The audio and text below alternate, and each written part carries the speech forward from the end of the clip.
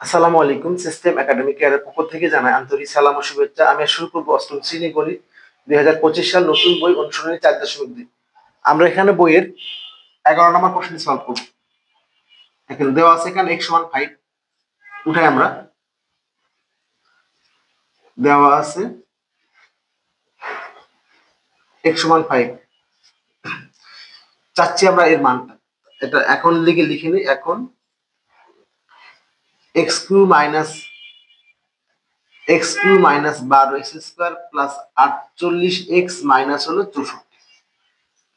দেখেন এখানে আছে এ কিউ আর একটা বি কিউ লাগবে, তাহলে আমরা আগে এ কিউ করে নিয়ে 3 স্কোয়ার লিখবো। আগে 3 × এ হলো এক্স তার স্কোয়ার। দেখেন তো আপনাকে তাহলে কি লাগে বলেন তো, 3x² হয়েছে আর লাগে হলো 4 হলে কিন্তু আমার এটা মিলবে। এ কিউ 3 স্কোয়ার, এ এখানে এক্স তার স্কোয়ার আর বি 4। তাহলে আমরা এখানে চেক করে দেখি যে এটা 4 হয় কিনা।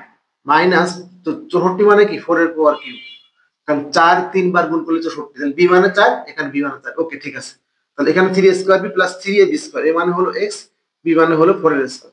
এ cube minus 3 square b plus 3ab square minus b cube সমান হলো, আমরা লিখতে পারি, চেক করেন, 3x² × 4 12x², 4 4 16 × 3 48x মিলে গেছে। তাহলে a cube minus 3 square b plus 3ab square minus b cube সমান হলো এ মাইনাস বি এর হোল কিউব।